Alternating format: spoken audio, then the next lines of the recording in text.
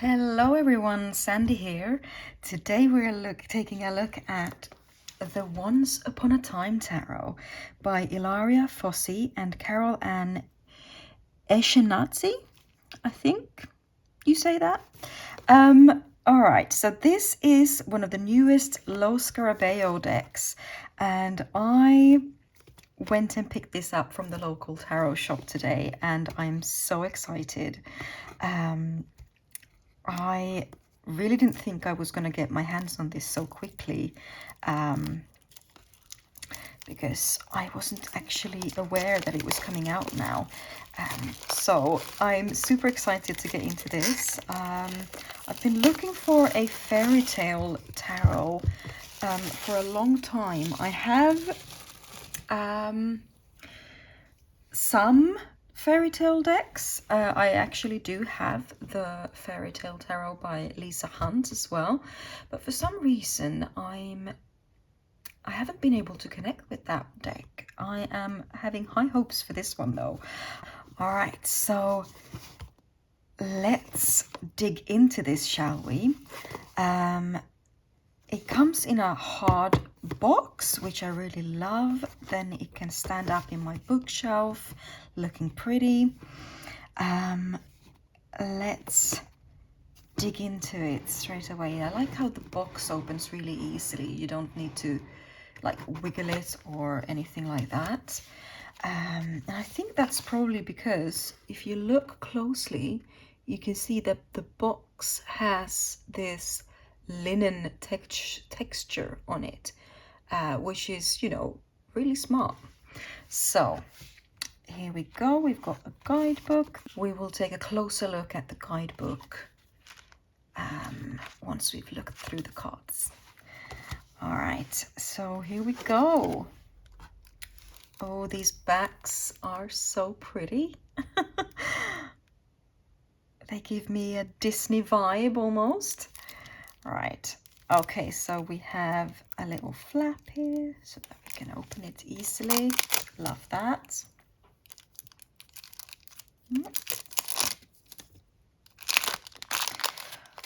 All right, I had almost expected it to have a linen finish, since the box had a linen finish, but the cards do not have a linen finish. That's a shame, but I'm sure it's gonna shuffle really well anyway. I really like the Lo Scarabeo cardstock. It does have the classic Lo Scarabeo new deck smell as well. Just so you know.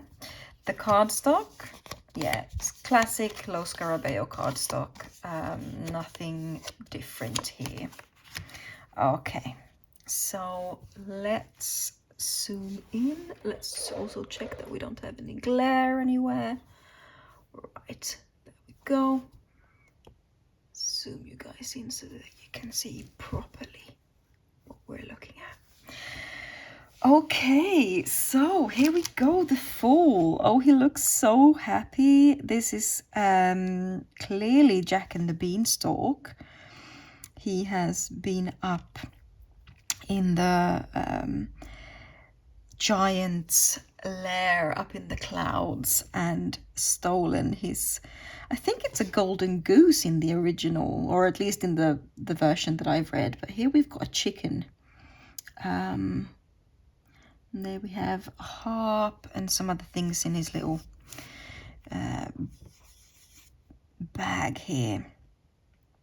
I really like the colors here as well, and how the kingdom of the giant seems to be like glowing up there. Very pretty. Okay, then next we have the Magician, and we have Puss in Boots. That is so sweet. I like his confident stance there. It's yeah. And then we have the table with all of the tools for his disposal there. That's really nice. Okay, so then we have the High Priestess. Oh, I like this.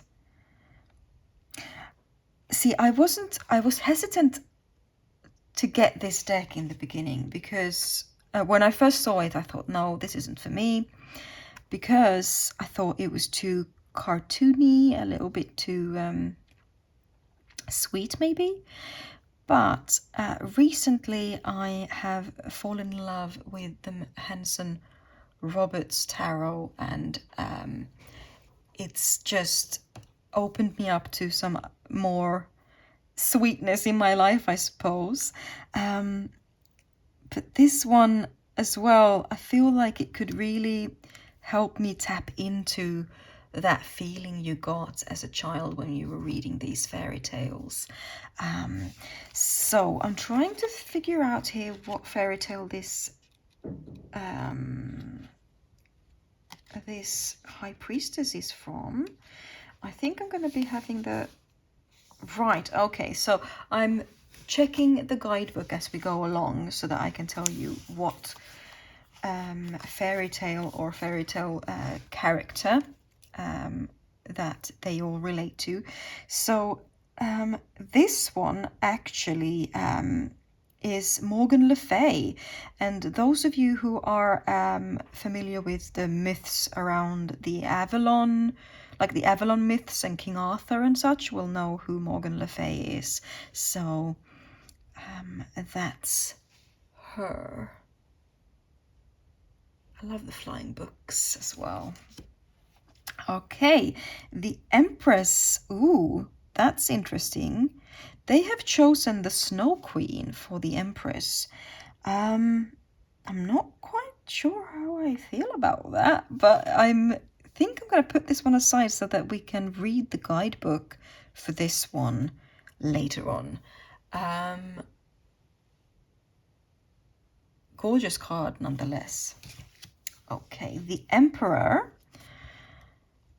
is apparently Oberon. Oh my goodness. So that's from A Midsummer Night's Dream, Shakespeare. I, for some reason, thought that we were just going to have classic fairy tales. I might be wrong. Maybe Oberon and Queen Titania are part of some other fairy tales. I'm not sure. I just know them from A Midsummer Night's Dream.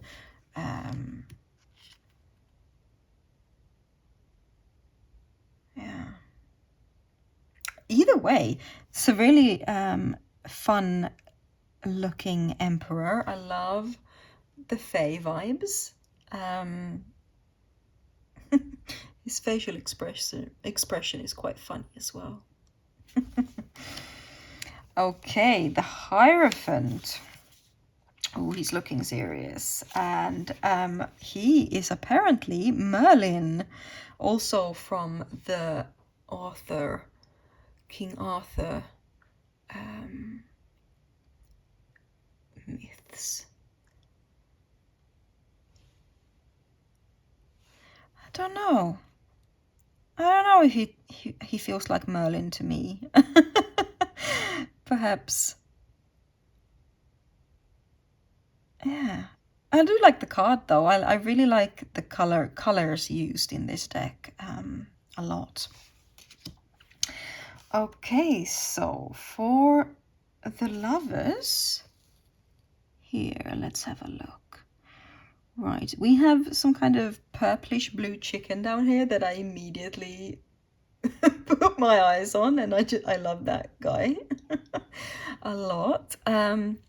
So this here, let's have a look in the guidebook, is from a fairy tale called The Singing Springing Lark. Okay. That is not a fairy tale that I'm actually familiar with, I'm afraid. But we do have the classic kind of setup here with two females kind of competing for this man, or the man having to choose between two women. So yeah, it definitely works as a traditional lover's card. Okay. Oh my goodness, the Chariot. This is Baba Yaga. Amazing. Oh, she looks very happy for Baba Yaga though. Usually the Baba Yaga illustrations I've seen have been quite terrifying. But oh, this magical chicken house is amazing. Wow. I can't wait to read the guidebook. I hope the guidebook is good. All right. Oh, the next one. This is clearly Beauty and the Beast. Oh, I love that for the strength. Look at how cute and happy they are. Aww. That's an adorable strength card. Definitely. Okay, so here we have the Hermit. That's a really cool Hermit card. I like that. This one is from a fairy tale called The Seven Ravens. Okay, I snuck a little peek here at the guidebook, and it says that a young girl was looking for her 7 missing brothers who had been turned into ravens. That sounds really similar to another fairy tale that I remember from being a kid, where there was another sister who was looking for her 11 brothers who had been turned into swans. So that's super interesting. I have never heard of the raven, like the brothers turned into raven story before, though. I do really like his facial expression. Okay, so for the wheel, we seem to have the Sleeping Beauty. Oh, that's quite cool, actually. We've got the spindle there as the wheel, and Sleeping Beauty having pricked her finger, fallen asleep.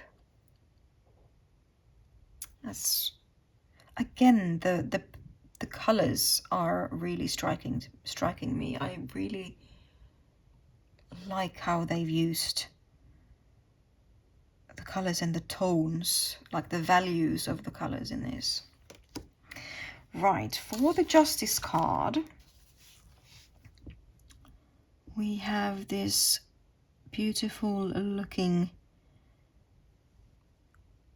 woman sitting in a very traditional justice pose, and apparently this one is from a fairy tale called The Peasant's Wise Daughter. Okay. I'm not familiar with that one either. I have read a lot of fairy tales, but there's apparently always going to be fairy tales I've never heard of. Okay, so this must be Pinocchio, surely. For the Hanged Man, that's super interesting. I really like that choice, actually, when I start thinking about it.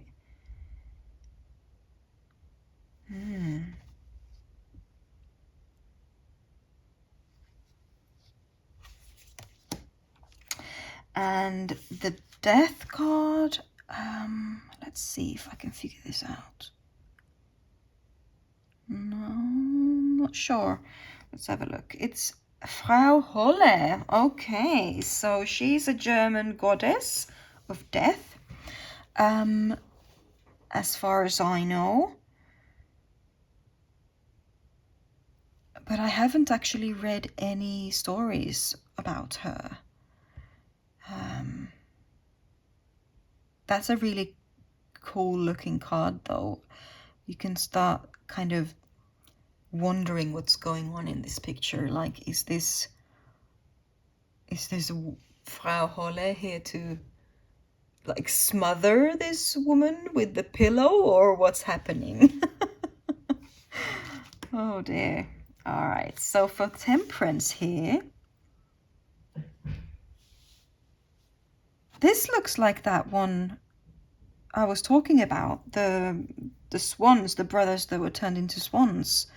Let's have a look. The wild swans, it says here. To save her brothers who were turned into swans by a witch, Princess Eliza had to restrain herself from speaking and weave them nettle coats. Yes, that's what I remembered from when I was a kid. That's a beautiful card as well. Let's let you get a closer look as well at the colors there. All right, the devil. I mean, this looks like Hansel and Gretel straight off. It must be. Yes, it is. That's actually a really good card. That's a really good fairy tale to have for the devil, I think. I can definitely see that. Look at this witch. And the poor Hansel and Gretel down there. And we can see the gingerbread house in the background as well. That's really cool. I like that. Okay, so here we have Rapunzel for the tower. Well, that's quite fitting, I suppose. I am so far really liking the fairy tales that they have associated with each card. It will be super interesting to get to the minors to see what they've done there. Well, this is definitely looking like a classic tower card, but you can still see that it's Rapunzel with the braid coming down there and everything. Yes. All right, for the star, let's have a look. Right, we see a frog on her head. Perhaps it's the frog princess. Oh, and there's little froggies down here as well. I love that. And yes, it is the frog princess. Oh, I love that. Okay, so then we have the moon. And this is quite clearly Little Red Riding Hood. And I mean, that's a really good association as well. I'm actually quite surprised how much I like this. I think this might be my fairy tale deck, you guys. I'm getting excited. As usual, I will be pulling some cards and reading from the guidebook once we've gone through all the whole deck. So you do not have to worry about that. Okay, so the sun. So the only thing I have to comment on here was that I thought this was going to be solely fairy tales. I know I said that before, but now we're looking here at the sun and the guidebook just says Pegasus. So this is quite clearly then just the character, like the creature, the Pegasus. And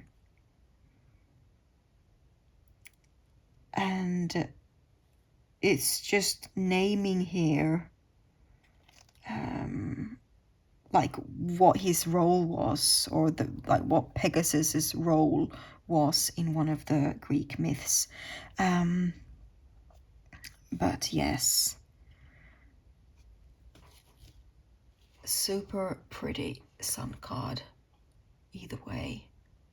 So yes, what I was trying to say there is that I thought that it was going to be a card that then relates to a specific fairy tale, but it seems to like be either it's a fairy tale itself or it's a specific character from a myth, or like with the Frau Holle, it was an actual goddess.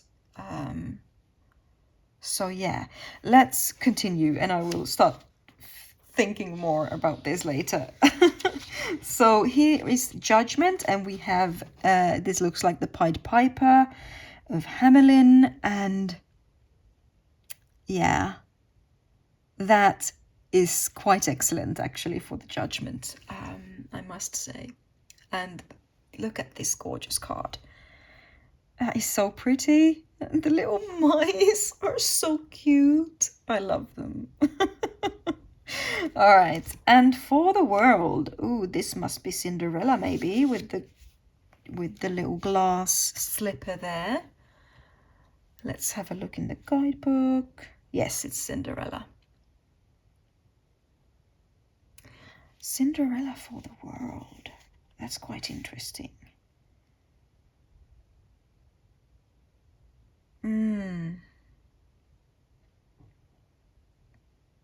Super pretty card. All right, and then we have a couple of extra cards, it looks like. So we have the Road. This looks like Wizard of Oz. So pretty. Look at little Toto. Look at Toto. I love that. And then we have the Dream, and this is quite clearly Alice in Wonderland. Oh, that's cute. Very cute. All right. So onwards to the minors, we have the Ace of Cups. And right, I'm looking at the guidebook quickly now, and it seems like there is not actually a specific fairy tale or creature connected to each of the minors. That, I must say, is a bit disappointing. Well, let's have a look if we can identify or recognize any kind of hints to fairy tales. But here we have the Ace of Cups, the Two of Cups. I mean, this looks like the Little Mermaid, maybe.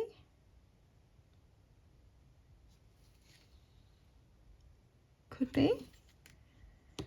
Oh, all right. So then we have Three of Cups. We have mermaids again. So I think, all right. So we've got cups connected to mermaids. That's very pretty. I mean, they're very pretty. I'm just a bit disappointed because I thought that they were going to be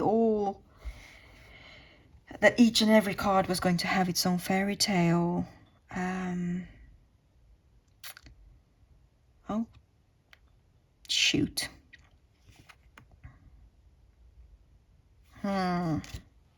This has changed my mind on this deck a bit, I'm afraid. I'm not going to lie. I mean, the artwork is very pretty, and I get why the mermaids are for the cups. But it just really disappointed me quite a lot. Oh, that's a gorgeous Eight of Cups. Eight of Cups is one of my favorite cards, just like stylistically. I don't know why. It just really speaks to me. Nine of Cups.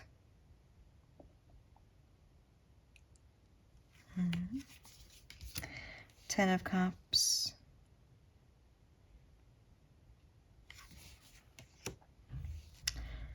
Page. Instead of the fish, we have a mermaid in the cup for the page. That's quite cute. I love the facial expression on the page there as well. Knight of Cups. Okay, so we have a mermaid or a unicorn. I'm sorry, that's just quite funny to me. All right, and then we have Queen of Cups. She's gorgeous, though. I really like her. And King of Cups. Yeah. All right, then we have Ace of Pentacles. Oh my goodness, no, look at those little guys. Oh no, I love that. I mean, that's really sweet. Oh, are they gonna have mushroom hats throughout? That's just, oh no. That's my soft spot, I think. It's, I mean, I am disappointed, but look at him. Just look at him. He's so cute. Oh. These little forest mushroom gnomes. working together in the Three of Pentacles. The Four of Pentacles. Okay, I'm dying a little bit how cute these are. I kind of want the whole deck with these guys. Yeah, these are all very classic Rider-Waite-Smith depictions here. Gosh, look at these colors. I love that so much. All the pinks and the blues and the greens. Oh, the Pentacle suit is really, really grabbing me. Oops, two cards there. Oh, look at the Nine of Pentacles with that. Must be a red-breasted robin that she's holding. And look how big it is on her tiny little hand. I love that. Oh, okay. Stop gushing now. The Ten of Pentacles. That is so, so cute. Oh. Right, so we have the Page of Pentacles. The Knight. Love how we have these little guys here, and it looks like all of the knights are riding on unicorns. Very pretty. Then we have the Queen of Pentacles sitting on a crystal throne. Lovely. And the King of Pentacles.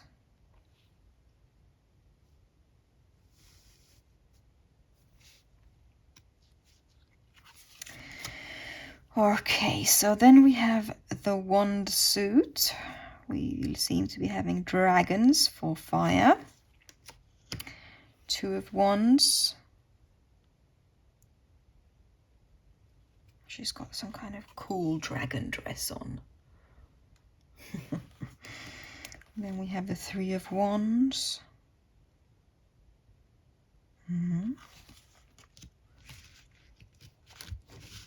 Again, it's all very Rider-Waite-Smith here. Five of Wands. Six of Wands. Yeah, riding on that dragon. To all the accolades. Seven of Wands.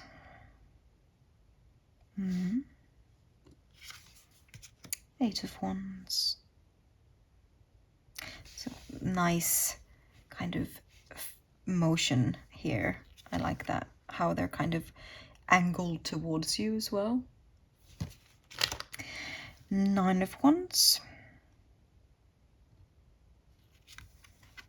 I do really like the illustration style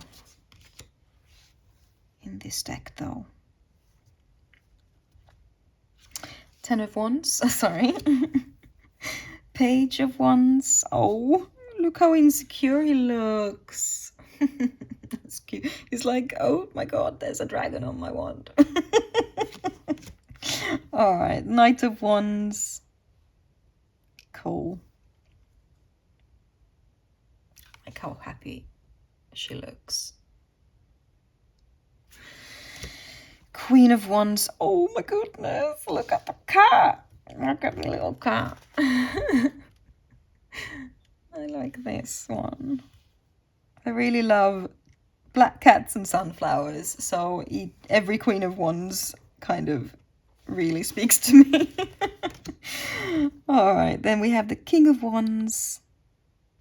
And we have the salamander there as well as a little nod to the Rider-Waite-Smith.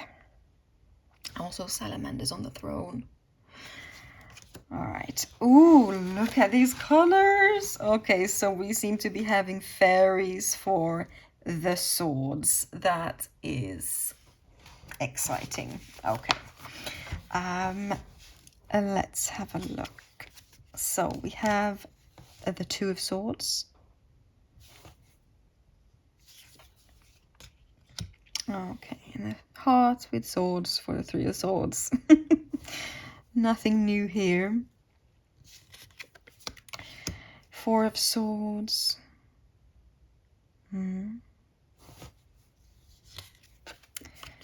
5.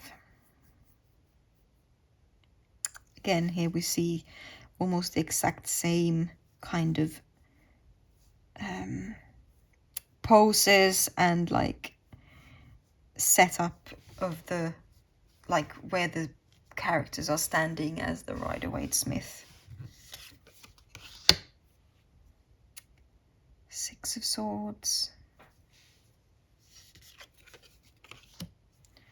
7. Sneaking away with the swords. 8. Yeah. 9.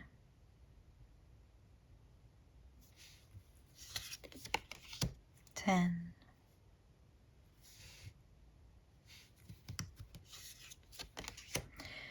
8.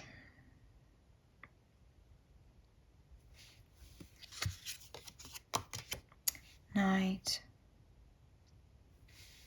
I do really like how the knights are kind of displaying the kind of emotion of the suit that they are in. Like the Knight of Swords are a bit more aggressive, a bit more, you know, a go-getter who knows what he wants and he just charges, and yeah, I kind of like how they are depicting those emotions as well, the riders. The Queen of Swords, looking very serious. She's so pretty though. And the King of Swords. There. Okay, so now we've gone through the whole deck. Yeah, let's first read the Empress card that I put aside here, and then we will shuffle the deck and read some more from the guidebook. So here we go. The Empress, the Snow Queen. Ruler of winter, a season that allows nature to be reborn after a long sleep, the Snow Queen was often confined to the role of the villain. However, it is thanks to her that the two children of the story, Kai and Gerda, took action and grew enough to overcome evil spells. Message: the Snow Queen is paradoxically here to connect you to your inner summer and to every form of abundance of fecundity present in your life. Something essential in the belly of the earth awaits for you to give it birth. Just make sure to act with kindness and prodigality. Okay, there's fecundity and prodigality. Someone reached for a thesaurus while they were writing this. All right, so divinatory meaning: an era of abundance opens up for you that will lead you to create the fertile projects you have been carrying within for so long. Enjoy it to the fullest. Now,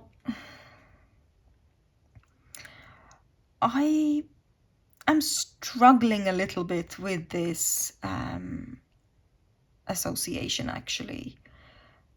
I just can't see the Empress as the Snow Queen, even after reading this. It feels like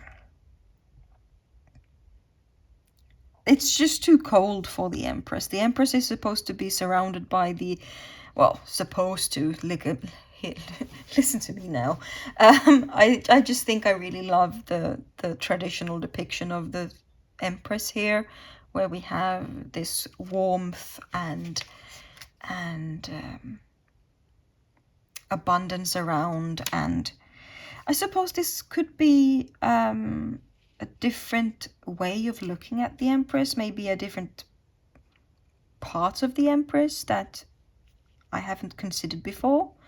That is quite possible. But yeah. Right, let's shuffle the deck. I am fully anticipating it to have a regular Lo Scarabeo shuffle, because the cards feel just like all my other Lo Scarabeo decks. Yeah, shuffles like a dream.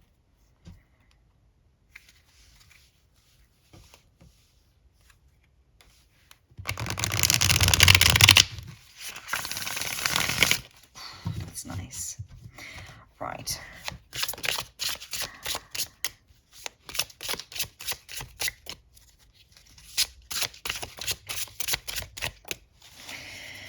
Okay, let's pull 3 cards. So we'll take that one. Oops, nope, not those 3. That one and that one. Okay. Right. So we have the Magician. Nice. 4 of Cups and 10 of Pentacles. They look really nice next to each other. I'm not gonna lie.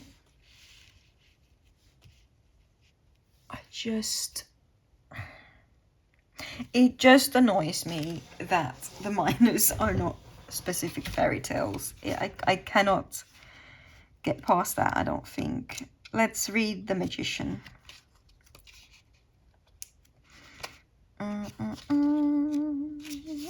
Here we go. Puss in Boots.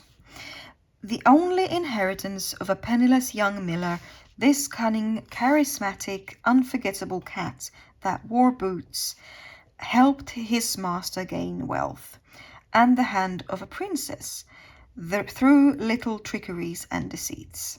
Message: you have many gifts and talents that you should urgently become aware of in order to make the most of them. Remember that they are yours and only yours. The power to change reality lies in your own hands, on the condition that you show yourself to be smart, enterprising, confident, and able to adapt flexibly and skillfully to any situation. Divinatory meaning: it's a really good time to take action. Opportunities are coming your way. Seize them by all means. Right. Okay, so after reading that, the Magician and Puss in Boots, I really think they go well together. That's a really good association, and I really love that. Okay, let's move on to the 4 of Cups. Message: you feel so bored. Oh dear. That's a very typical interpretation of the 4 of Cups, but let's go on. You feel so bored. Your life has lost its flavor. You badly need to find motivation and new goals to reach. Give up the bitterness, pick yourself up, and start joyfully all over again. Divinatory meaning: a proposal will be made to you. Think carefully before you make a move. Follow your heart. Right, let's move on to the 10 of Pentacles. This is a very patriarchal card, in a good way, okay? You have managed to build yourself a successful and rewarding career, but the best part is that it is not just serving you well, it is also helping making others' lives better and brighter. Right, divinatory meaning: you are about to reach a point of global achievement. You have created something huge that can now be shared with everyone. I'm not really liking the minors like guidebook descriptions at all. I must say they are very weird sounding to me. This is a very patriarchal card in a good way. I don't know. If you have any insights on this, let me know in the comments down below. Right, let's also pick a court card to read for you guys. Let's have a look if we can find one quickly. Ha! Queen of Wands. All right, message. Be warm, welcoming, gently extroverted, but also independent. Oh gosh. Stand alone, reliable, and firm regarding your ethics and goals. Show your creativity and get back on your feet, come what may. A positive, divinatory meaning, a positive feminine influence helps you move your current project forward. Be warm. Okay, let's break this down. Be warm, welcoming, gently extroverted, so don't be too much apparently, but also independent. Stand alone, reliable, and firm regarding your ethics and goals. Right. I don't know, that kind of rubbed me the wrong way a little bit. I suppose, I mean, yeah, you can be extroverted, but don't be too much. Oh gosh, right. Well, I'm pretty sure you know my feelings on the guidebook by now. I think the guidebook is okay when it comes to the majors so far. I really like the majors, like the associations to the fairy tales that they've made. I really like the art style. Like, look at this 10 of Pentacles. It's so gosh darn cute.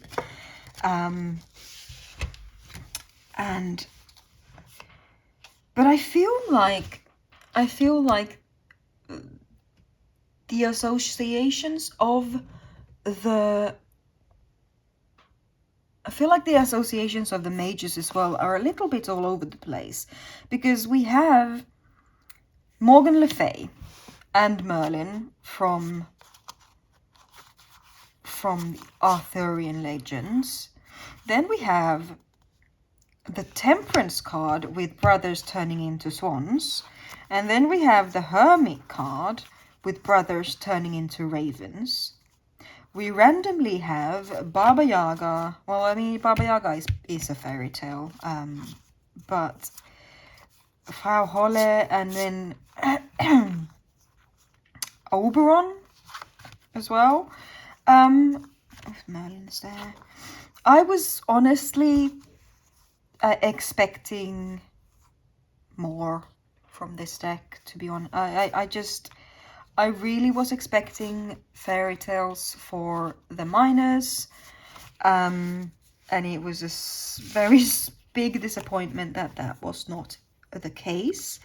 The Pentacle suit is like super cute, and I really love the Pentacle suit. If the deck would have been just in this kind of art style, like this, like little gnomes, it would have been a home run for me, honestly. I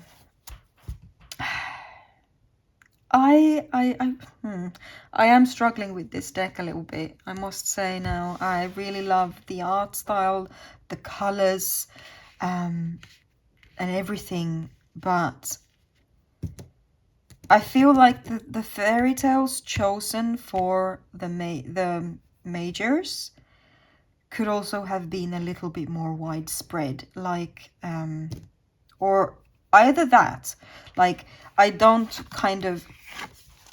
know why it bothers me that these two are from the same,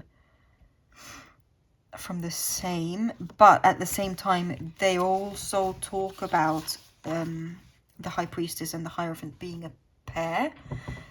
So I kind of like how they correspond to each other, that they both, Morgan Le Fay and Merlin, are part of the same deck. But with that said, why is then not Titania the Empress to Oberon's the Emperor? That makes no sense to me either.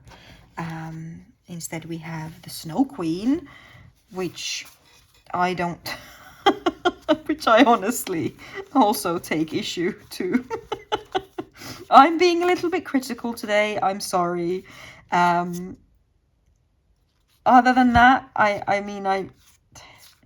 other than the fact that the minors don't have fairy tales associated to them, it's a very pretty deck. I love this hermit. Yeah. It's a cute deck. I don't see myself using it for super serious readings, to be honest. Or maybe, I don't know. I will give it an honest chance, obviously. I've paid quite a lot of money for it. So yeah. Either way, I'm happy that I was able to show you this deck this time around. Let me know what you think in the comments. Were you surprised that the minors didn't have fairy tale associations? Are you bothered by any of the associations made in the majors? I would love to hear your opinions, so drop them down below. Right, I think this is it for now. Take care, my friends, and be well, and I'll see you in my next video. Bye.